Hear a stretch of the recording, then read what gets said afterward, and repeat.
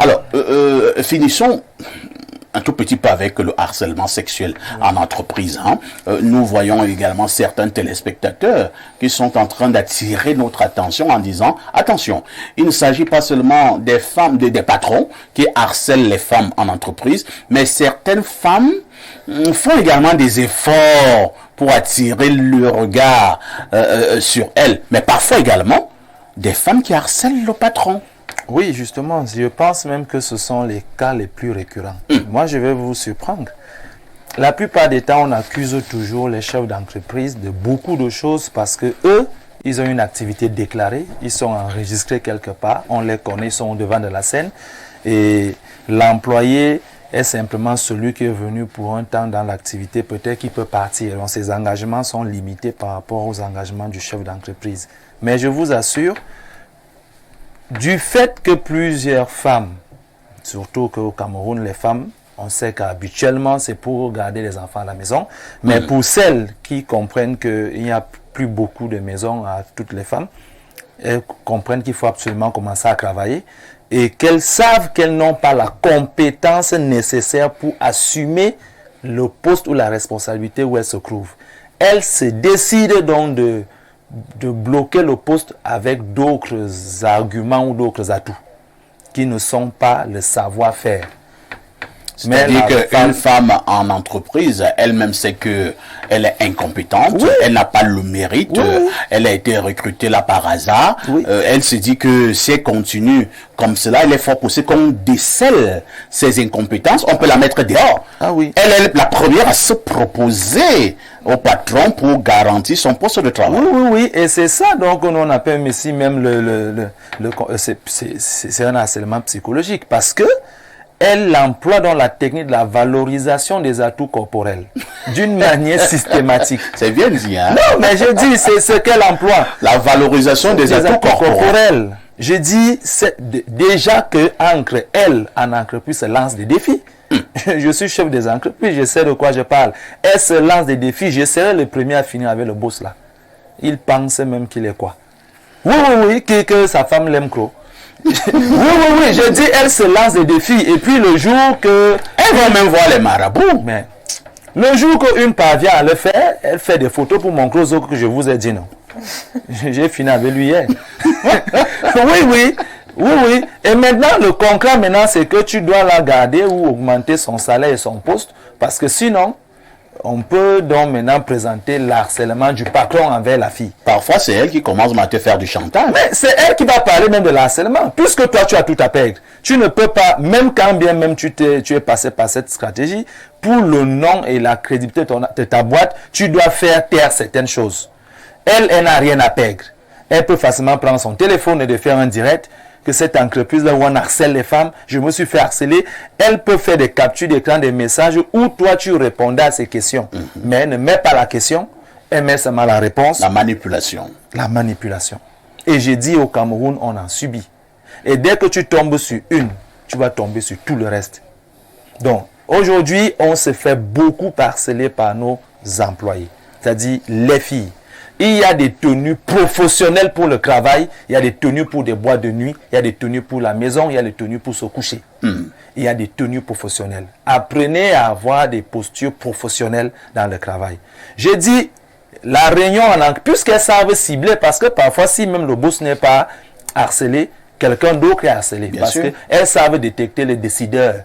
Et c'est lui qui bénéficie des avantages. Enfin, le noyau dur de l'entreprise. Oui, ce sont dans chaque entreprise, il y a peut-être 4 ou 5 personnes qui ont de la parole. Ça peut être le grand patron lui-même, ça peut être le directeur des ressources humaines, ça peut être le chef du personnel, ça peut être le directeur de la production, ainsi de suite. Et elles sont gourmandes à un niveau où elles chapeautent tout. Ah bon? Pour être sûr qu'il n'y ait pas d'avis contradictoire. Mais tu décris quelque chose de vécu là. Est-ce que tu nous montres comme... Merci Joseph Zambo. C'est vrai que j'ai travaillé dans une entreprise, mais j'avais quand même aimé ce coup-là, ce chef d'entreprise, qui était harcelé par les filles de l'entreprise, les femmes de l'entreprise. Elles connaissaient que le patron venait habituellement au travail vers 9h30. Et vers 9h30, elle s'arrangeait à venir tourner au niveau du portail. Elle s'arrangeait, avait une tournée au niveau du portail, avec des habits un peu osés. Et ça mettait déjà du temps.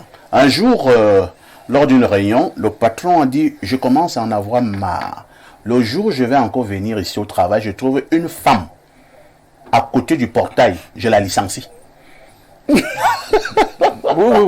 Et j'étais content. Les femmes avaient honte. Enfin, celles qui le faisaient. Ibrahim, au-delà du harcèlement sexuel en entreprise, nous avons dans les autres formes de harcèlement que vous avez si brillamment énumérées tout à l'heure. Nous évoluons dans le débat. Hein. Comment faire lorsque vous êtes face à un harcèlement en entreprise? Comment faire pour le gérer? Comment faire pour se tirer d'affaire? D'accord. Enfin, ici, avant de répondre à cette question-là, j'aimerais apporter un petit éclairci sur la définition du harcèlement sexuel. Ce sont des avances non désirées. Lorsqu'une jeune femme va... Vous savez, le mot sexy, là, je vous encourage à aller le consulter dans le petit Robert. Sexy veut dire objet de sexe. C'est-à-dire qu'une femme se met sexy dans l'intention de réveiller les pulsions sexuelles du sexe opposé. Pas toujours opposé. Les choses ont... Moi, je ne suis pas encore là-bas, Bléo. Laissons un peu dans la norme. Dans le but de réveiller les pulsions sexuelles. Ce qui fait donc que si la dame, moi je vais avoir un conseil au PDG, au chef d'entreprise, tu te rends compte qu'il y a quelqu'un qui veut réveiller tes sens, il faut t'en séparer. C'est facile d'avoir les employés, mon frère. Non, je t'assure qu'il faut t'en séparer.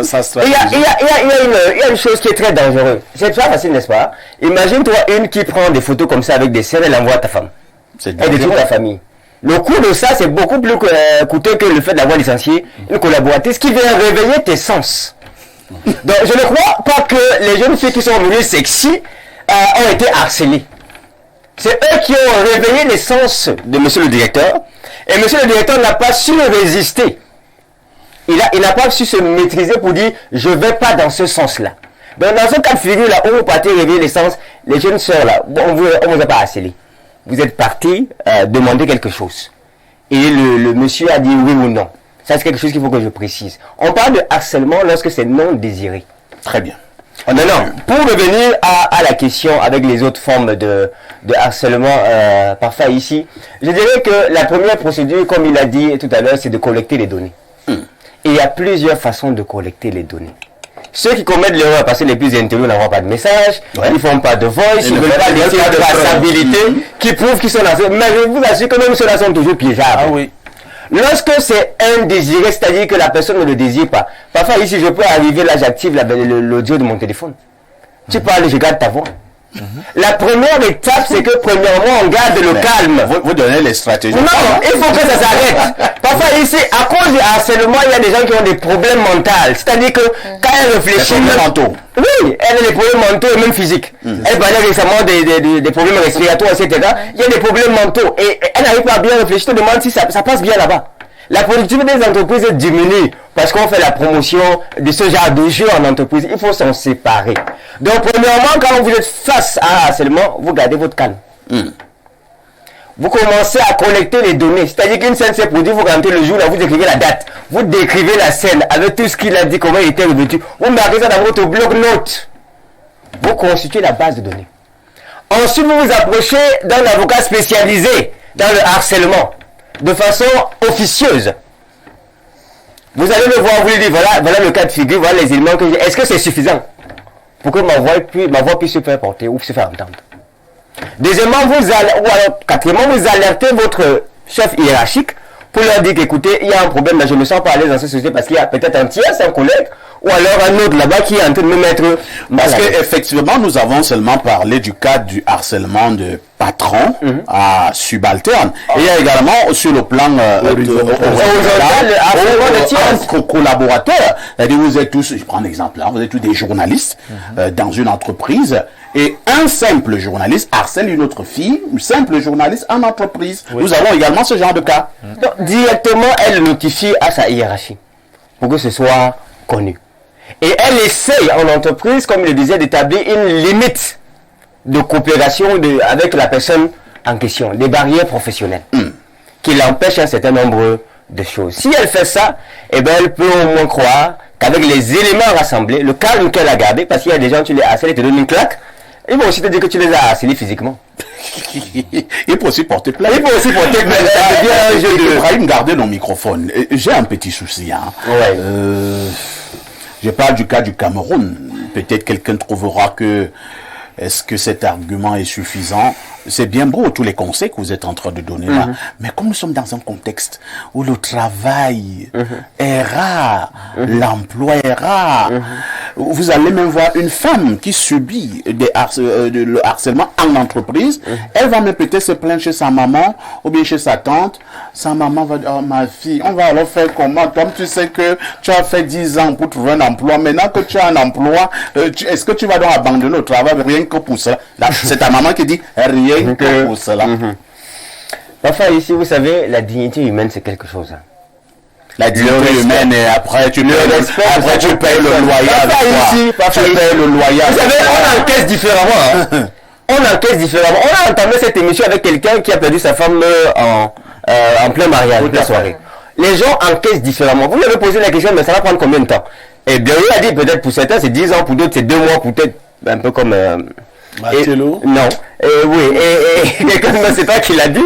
Et quelqu'un ça va prendre 5 ans. Il y a des femmes, je vous assure, vous touchez à sa nudité, vous récupérez son corps violemment, vous l'avez détruite. Vous l'avez détruite. Et elle ne fait plus confiance aux hommes. Les hommes deviennent des choses. Il y a un niveau de respect même que vous n'obtenez plus. Donc il faut parfois regarder la conséquence que ça va créer avant de dire on laisse ou on prend. Il y a des femmes fatales, oui, des panthères qui peuvent supporter ce genre de choses. Ma soeur, si tu n'es pas panthère, de grâce, déclare ça. Merci, hein? Merci Ibrahim. Pierre Blériot, Niamey, nous sommes dans la rubrique qui consiste à voir comment gérer le harcèlement en entreprise, comment se tirer d'affaire, comment contourner même le harcèlement en entreprise. Non, moi je vais vous dire quelque chose de brutal. Il y a des entreprises libidineuses. Ah bon? Où le sexe est partagé à tous les niveaux. Comment ça? Donc vous êtes dans un cercle fermé. Vous partez vous plaindre chez le boss, lui-même vous harcèle. Donc, il te dit non, laisse celui-là. Viens plutôt chez moi. Il va te donner. Voilà. Quand je le dis, c'est pour dire quoi? C'est pour dire que lorsque le top management est objectif, le harcèlement sexuel ne prospère pas. Ouais. C'est-à-dire que vous n'avez même pas besoin d'avocat extérieur. Il suffit des grands boss lui-même gère. Voilà. Vous avez cité quelques postes clés. Il y a des postes où on ne devrait pas avoir des individus à la moralité douteuse. Oui. Par exemple, le directeur des ressources humaines. Ça doit être un homme très correct. Parce que c'est vers lui que tout le monde vient crier. Tout à fait. S'il devient aussi un bourreau, c'est dangereux. Il faut qu'il y ait dans ce genre de bouclier dans une bonne entreprise. Dans une entreprise qui veut durer, j'ai entendu... Non. Si dans ma structure, vous venez mal habillé, même là où je suis seulement chef, même là où je ne suis pas chef, même ici à Info TV, j'ai demandé à certains journalistes d'aller bien s'habiller. Ouais, j'étais là. Oui, moi je suis comme... Donc je vous dis directement que votre habillement n'est pas conforme à l'habillement professionnel. J'ai eu une technicienne de surface, une ménagère, qui venait avec des trucs tout petits là. Bon, c'est vrai déjà que...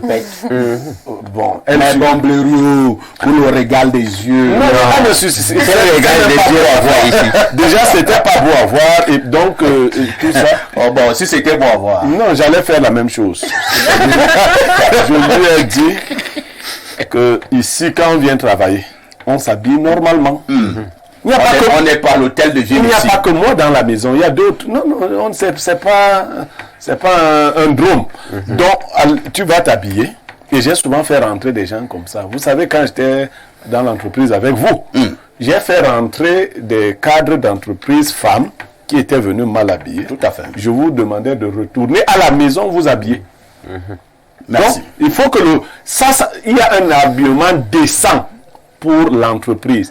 Dans une entreprise où on laisse, et votre patron, l'un de vos patrons dont vous parliez, qui disait que non, s'il trouve encore, c'est de la comédie, puisque c'est vous-même qui installez... Comment ça? Oui, bien sûr.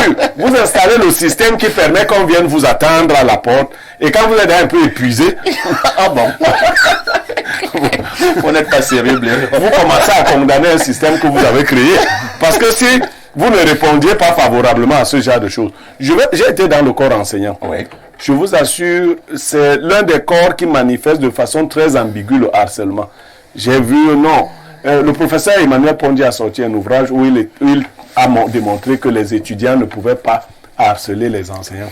Modestement, le professeur s'est trompé. Ah, ça? Parce que lui, il est quelqu'un de très moralement constitué. Les étudiants sont vicieuses. Celles-ci sont capables de monter des stratagèmes qui vous obligent soit à aller avec elles, soit à avoir des problèmes de carrière. Moi, j'ai vu des filles, vous êtes son directeur de mémoire. Elle sait qu'elle ne peut rien écrire. Ouais. Elle crée des situations dans lesquelles elle vous plonge. Par la suite, vous êtes pris à l'étau. Vous devenez donc son esclave. Parfois, c'est vous qui commencez. Vous êtes obligé d'écrire son mémoire parce qu'elle vous a déjà piégé. Et elle vous tient. Et elle vous tient. Donc, il faut Elle dit, veiller. si tu n'écris pas mon mémoire, je mets tout dehors. Elle te demande, je soutiens quand? Je soutiens. Tu as fini la rédaction. Merci Blériot. Alors, Kevin, si jamais vous êtes face à un harceleur en milieu professionnel, comment vous comporterez? Parfait, je pense que je vais d'abord essayer de parler à la personne. Et chercher à convaincre la personne? Oui, De changer. lui dire que... En fait, tu fais comprendre à la personne que tu n'es pas intéressé parce qu'il te propose. Et Lucille insiste. Maintenant, Puisqu'il va insister. S'il insiste maintenant, si tu te sens très en danger, si tu vois que ça ne va pas, tu essayes de partir voir la hiérarchie.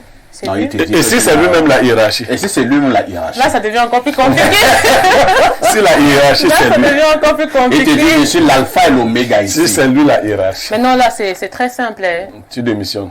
Non, comment fais tu comment vas perdre ton travail pour ça? Tu fais quoi? Pour ça, vous négligez. Tu vas perdre ton travail quand même pour ça. Il y a d'autres méthodes. Lesquels? Il y a d'autres méthodes. Tu peux peut-être porter plainte. Tu vas te faire le travail. Mais il n'a pas le droit de Ma t'enlever. fille, tu veux jouer à toi-même. Qu'est-ce que tu voulais dire clairement? Tu vas pas perdre ton travail pour ça, tu vas donc donner ça. Non, tu ne donnes pas ça. Tu ne donnes pas Pourquoi tu ça. vas monter?